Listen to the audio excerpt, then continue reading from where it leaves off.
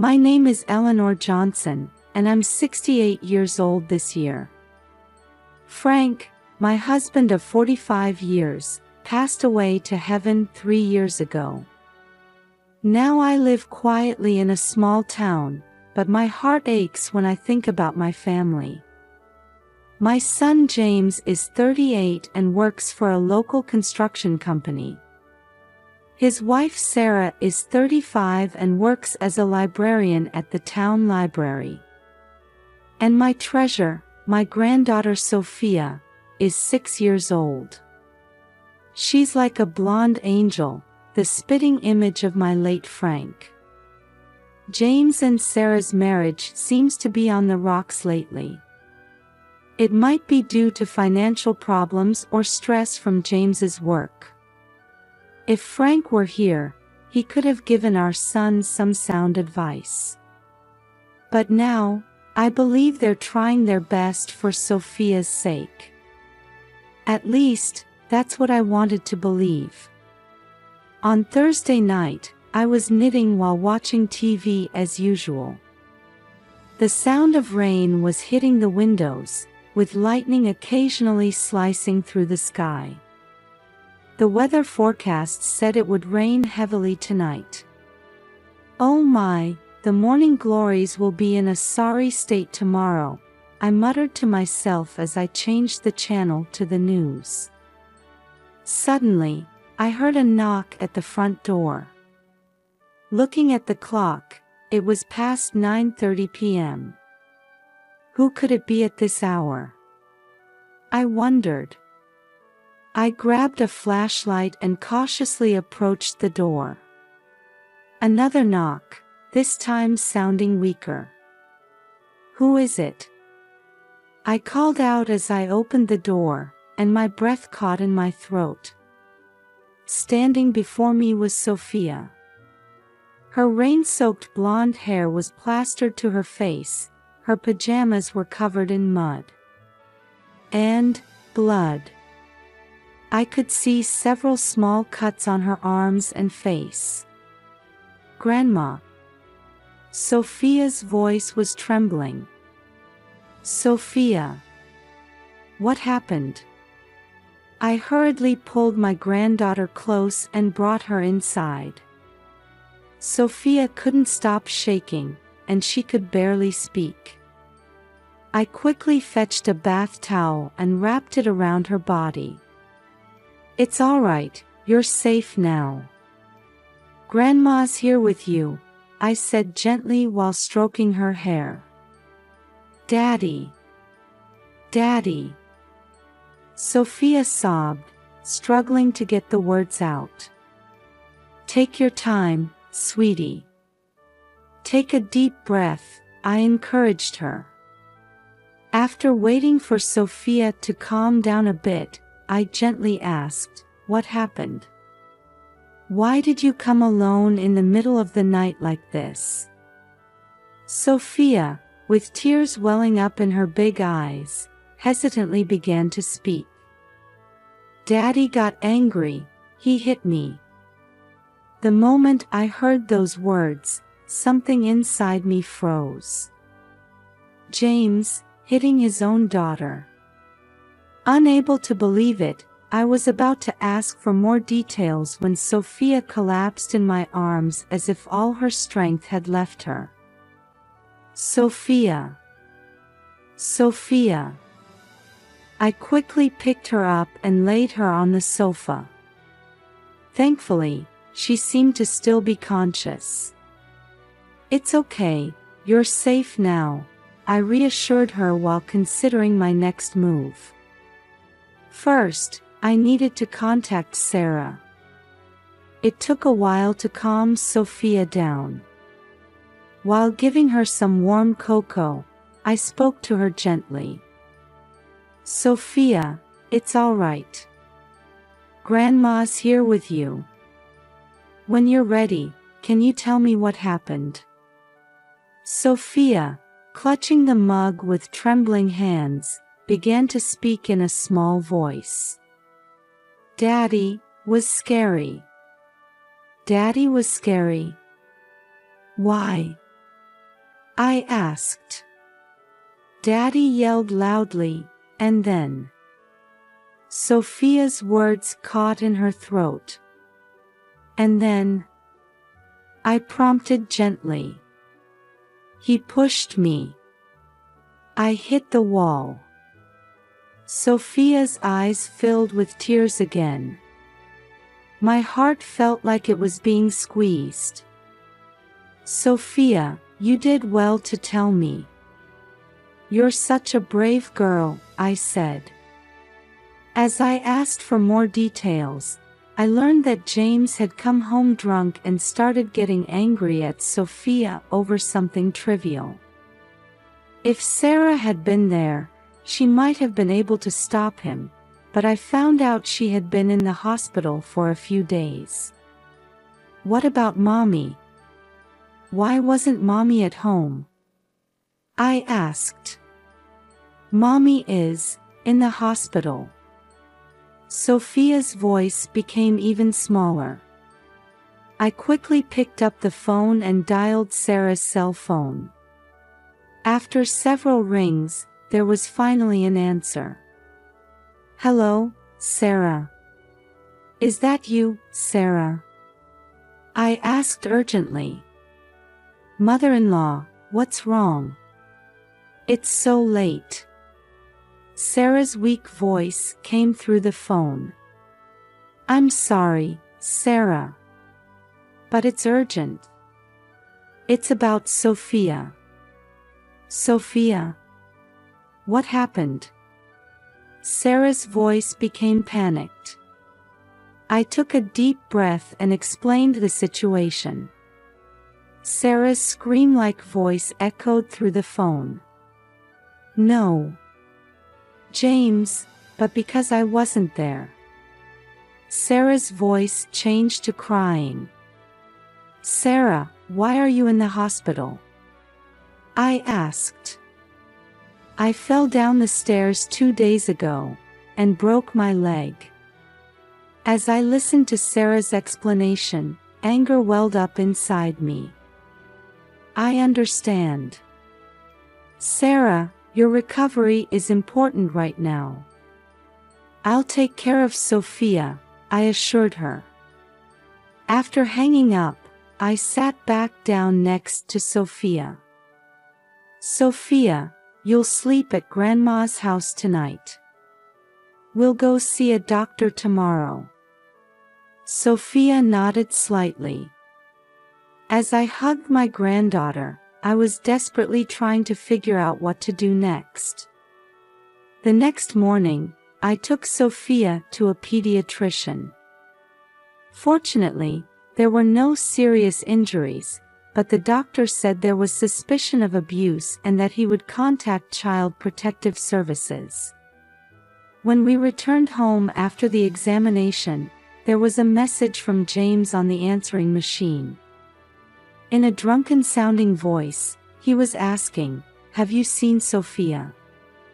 I sighed deeply and called James. "James, Sophia is here with me," I said firmly. "Huh? Why is she there?" James's voice sounded confused. "Do you remember what happened last night?" I asked sternly. After a moment of silence, James started making excuses. I was a bit drunk, but it wasn't anything serious." "Not serious." My voice became harsh. "Sophia is terrified." James fell silent. Then, with a sigh, he said, "Mom, actually, there's a lot going on." He gradually began to talk. Stress at work, financial problems, and the presence of a new woman. As I listened to my son's words, anger and sadness welled up inside me. "James, you've been having an affair?" I asked, my voice tight with emotion. "I'm sorry, Mom," his voice became small. I closed my eyes and took a deep breath. What would Frank have done if he were here? James, come here right now. We need to talk, I said firmly. After hanging up the phone, I sat down on the sofa. How did my once adorable little boy end up like this? My heart ached as I thought about Sarah and Sophia, and James's future. A while later, the doorbell rang. It was James. When I opened the door, he stood there with his eyes cast down. Come in, I said in a cold voice. Sitting James down in the living room, I began to speak quietly but with a firm attitude. James, do you understand that what you've done is unforgivable? He answered in a faint voice, still looking down. I know, but at that time. I don't want to hear excuses, I cut him off harshly. You hurt your own daughter. Blaming it on alcohol doesn't make it any more excusable. James raised his face and looked at me with tearful eyes. Mom, I really regret it. But at that time, with the stress from work and the debts, I raised my voice in surprise. What do you mean? James reluctantly opened up. He had become addicted to gambling and had accumulated a large debt. And to hide this debt, he had been borrowing money from his mistress. I was at a loss for words. Anger and sadness welled up inside me. Mom, I want to start over. I want to apologize to Sophia and Sarah. But I don't know how. I stood up and walked over to the window. As I gazed at the scenery outside, I imagined Frank's face. What would he do? I took a deep breath and turned to face James. James, you've made a terrible mistake. But you're my son. And you're Sophia's father. That's why I can't give up on you easily. A glimmer of hope appeared in James's eyes. But, I continued with a stern expression, starting over requires a corresponding level of determination. First, you need to receive treatment for alcohol addiction. And counseling for gambling addiction too. We also need to make a plan to repay your debts. I understand. I'll do anything, James nodded desperately. And most importantly, I looked him straight in the eye, you need to make amends to Sophia and Sarah. It will take a long time to regain their trust. Are you prepared for that? James answered with a serious expression. I am. No matter how long it takes, I'll win my family back.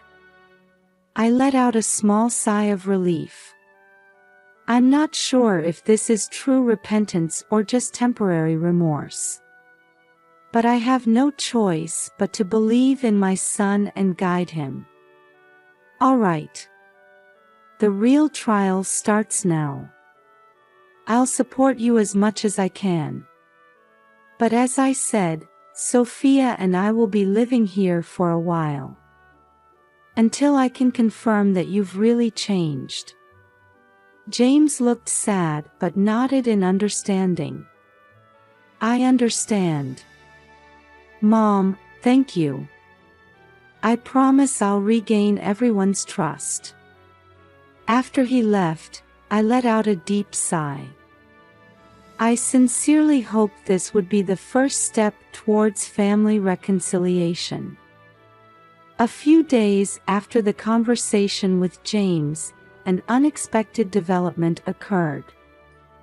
The police contacted me with news that James had been arrested. It was revealed that he had been involved in illegal fundraising to cover his debts. When I heard this news, my heart was filled with complex emotions. My son's actions were unforgivable, but as a mother, I couldn't help but worry about his future. On the day Sarah was discharged from the hospital, we had a discussion at her house. Sarah, though using crutches, had an expression that conveyed a strong will. "Mother-in-law, thank you so much," Sarah grasped my hand tightly. "For Sophia, and for me." I smiled gently. "Of course, Sarah. You're my precious family." Just then, the doorbell rang. When I opened it, my daughter Linda was standing there. "Mom, I heard what happened." I came right away. Linda hugged me. Linda's presence cast a new light on this difficult situation. As a legal expert, she became a great help in supporting the family. "Sarah, Sophia, I'll do whatever I can to help," Linda said with determination. We discussed our plans moving forward. James's trial, Sophia's psychological care, and Sarah's return to work. Linda would provide legal advice, while I would offer daily support. "Mom, I'll come regularly too. I'll help look after Sophia and assist Sarah." Linda's words made me feel stronger. That night, as we were putting Sophia to bed, Sarah said in a small voice, "Mother-in-law, I don't know how to feel about James." I put my hand on Sarah's shoulder. "Time can solve some things. For now, let's focus on Sophia and yourself." Sarah nodded, tears in her eyes. At that moment, I felt anew the strength of family bonds. Even in difficult situations, I was filled with gratitude that we had relationships where we could support each other. A year has passed since then. James is serving his sentence in prison, but he's seriously working on treatment programs for alcohol and gambling addiction. His letters express remorse and thoughts of his family. Sarah has returned to work, and Sophia is enjoying school life. Thanks to psychological counseling, Sophia's smile is gradually returning. Linda and I have been taking turns staying at Sarah's house, helping with housework and childcare. This experience has deepened our family bonds even further. One evening, while we were having a barbecue in the backyard, Sophia suddenly hugged me and said, "Grandma, thank you." "What's this about, Sophia?" Surprised but pleased, I hugged my granddaughter back gently. "Because you're here, Mommy and I are happy," she said. Sophia's innocent smile made my eyes well up with tears. Sarah approached and said, "I can never thank you enough." Linda added, "Mom, you're our pride." At that moment, I felt a new mission. A role as someone who protects and guides the family. Frank may be gone, but there's still so much I can do. "Everyone, listen," I said to my family. "We'll face more challenges ahead. But I believe we can overcome them together." The whole family nodded, enveloped in a warm atmosphere. That night, I wrote in my diary, "Dear Frank, our family is now on a new journey. I can feel you watching over us from heaven. I'll continue to do what I can for our family." Looking out the window, I saw a sky full of stars. Surely, Frank must be smiling among them. Tomorrow, another hope-filled day will begin. I took a deep breath and drifted off to sleep with a peaceful mind.